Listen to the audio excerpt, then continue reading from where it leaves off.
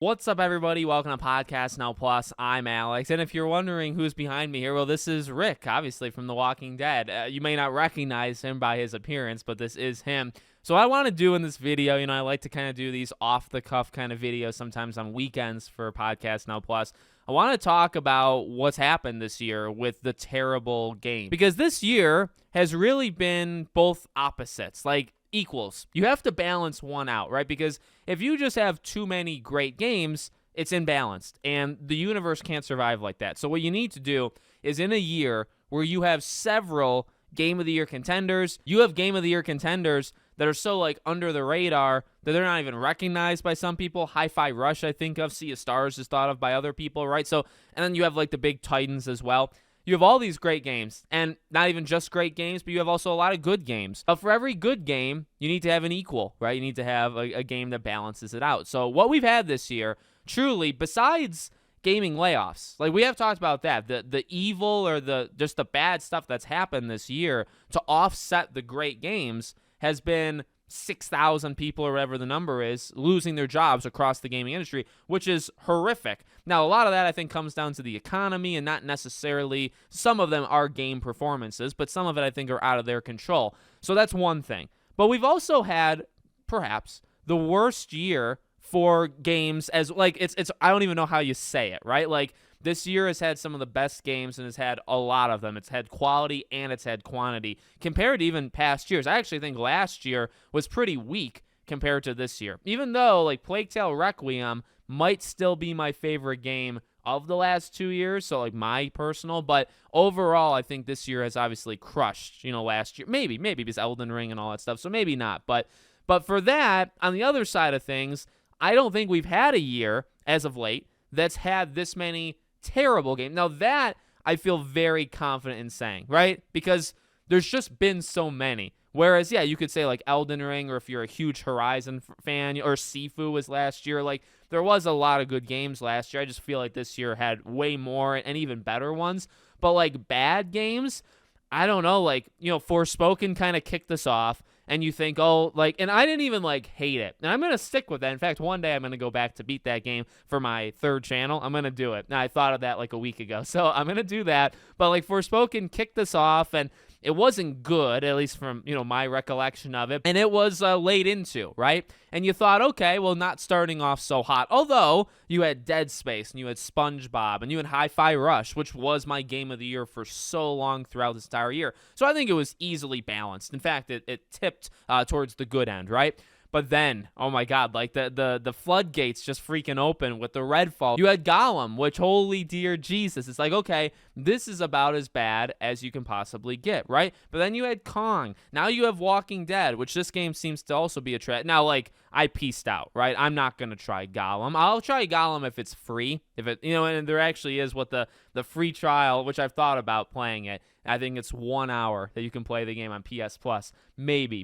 But I'm not going to get that game unless it's free, which I think will never happen, because that would just, you don't want to put a game, the quality of Gollum, on a subscription service. That would actually hurt the subscription service to me. So Gollum, I'm not even going to attempt it, although I did cover that game, leading in.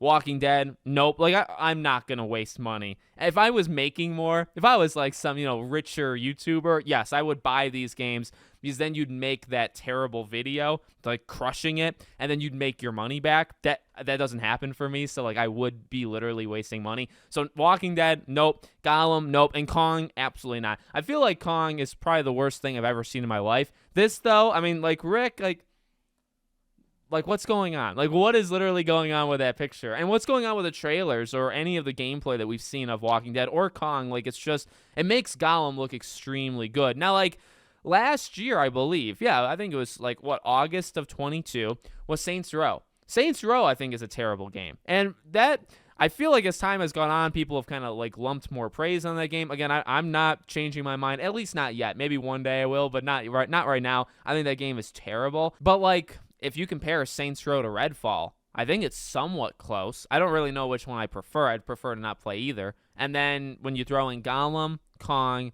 and Walking Dead. And I hope I'm not forgetting any games. I want to give them the credit that they've rightfully earned here. They do deserve it in this case. So I don't know, like, this year has been both ends. It's been terrible But I mean, the good news is you don't have to play terrible games. You don't have to play any game, right? You can literally pick and choose what you want to do. So it has had some despicable stuff going on. And I think, I mean, here's what's happened, right? Some of these games are from the same company. In fact, like Walking Dead and Kong, I believe, are from the same publisher. And even though Avatar is a quest for balance. I saw Mr. Matty Plays or Retro Rebound. I saw him do a review on that where that was pretty terrible as well. I don't think that was as terrible as these games, though. But I think all three of them are from the same publisher. So I think that's just a money-hungry company that just wants to make some quick cash with just very low effort. Kong, as we know, had maybe 8-9 months or something to actually be made. So they're not giving them time. They're not giving them resources. Then you on the other side of things is that resource, right? Gollum. So Gollum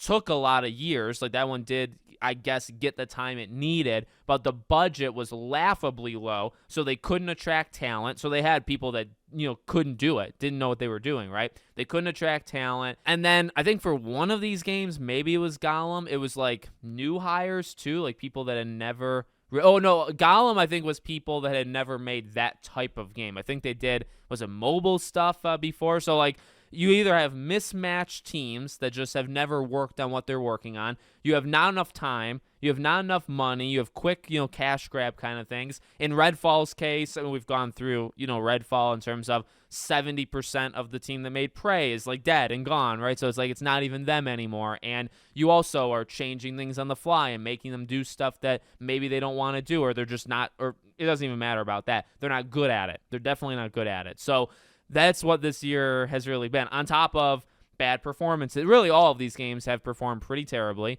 And, I mean, that results in a lot of things happening for studios and stuff. But that is a lot of the bad stuff that's happened this year is, studio layoffs and all that. But I don't know. We've had some incredible games. But also, Saints Row is the only one I can think of on the top of my head. Now, I normally, steer clear of these games. And I did. Again, I just went through, what I played and didn't play this year. I do steer clear of it. But I am an observer, right? So last year, I just don't remember there being any besides Saints Row that were like this. And again, I don't even know if you can compare them because that's not really fair to Saints Row. When it comes to this year, you just had a lot of them. And you had some, middling one. Honestly, all these games make Forspoken seem like a game of the year because I really do not think, specifically compared to the rest, and I would throw Redfall. Redfall is not as bad as the other three, but it's still not good. And Forspoken, I think, is another tier up. So I'd say it's Forspoken, then you have a tier down and it's Redfall, then you have another tier down and it's these three. And maybe Avatar you could put somewhere in as well, right? So these games make Forspoken seem like the best game you've played this year, and that's saying something because I really don't think that's all that good. So let me know what you guys think in the comments about just these fantastic games. Make sure, as always, you're subscribed to the channel, bell icon turned on. I hope to see you all on the next one.